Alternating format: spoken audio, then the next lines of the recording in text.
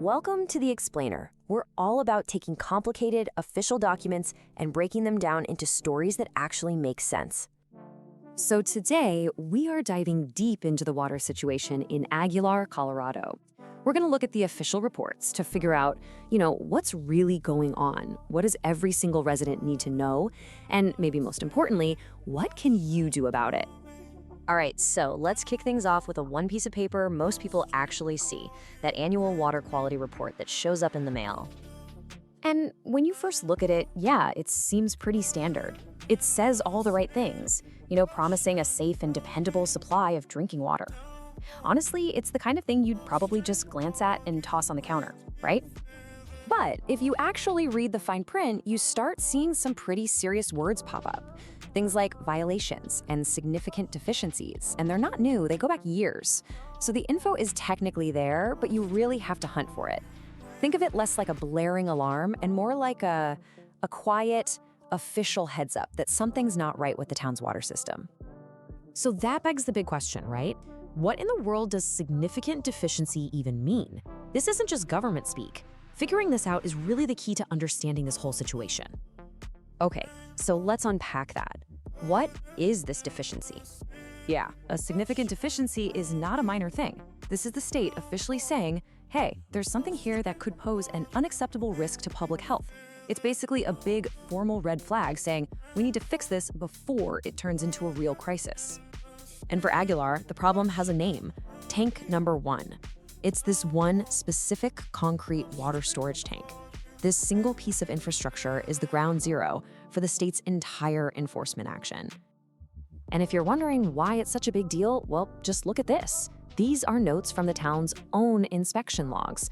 We're talking new cracks showing up, plants literally growing in the roof, rebar being exposed inside the tank. Heck, they even noticed water dripping out through tiny pinholes. It's painting a really clear picture of a structure that's, well, it's falling apart. Okay, so you see that and you think, what is anyone doing about this? Well, it's not just being ignored. There is, in fact, a formal plan in place. The state of Colorado has stepped in with what's called an enforcement order. You can think of this as a legally binding to-do list to get this problem fixed.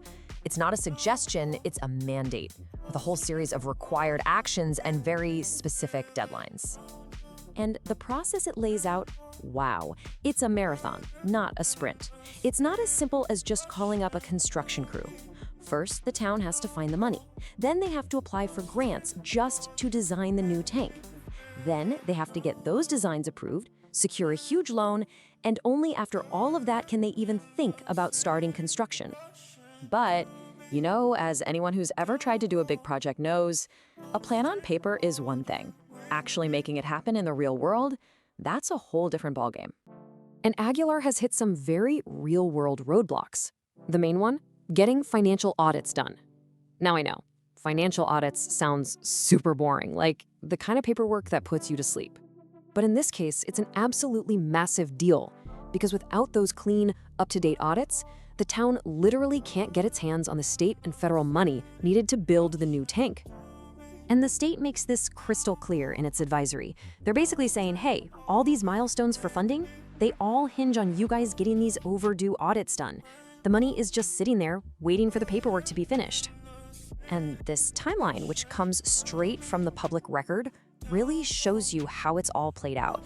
Look at the deadlines, and then look at how they keep getting pushed back as the town tries to get its financial house in order. It's just a perfect example of how a big physical infrastructure problem is so often tangled up in an administrative one. Okay, so the tank is in bad shape. The fix is delayed. This all leads to the one question that really matters, the bottom line question for every single family in town. What about the water coming out of my faucet right now? Is it safe to drink? And this is probably the most important piece of information we're going to talk about today. The answer, according to the most recent tests we have from April 2025, is yes. The levels for lead and copper, two of the big things you worry about, are way, way below the official EPA action levels. So what that means is, as of right now, the water being tested meets the federal safety standards. Now, how can that be with the tank in such bad shape? Well, it's because they're not just sitting around waiting.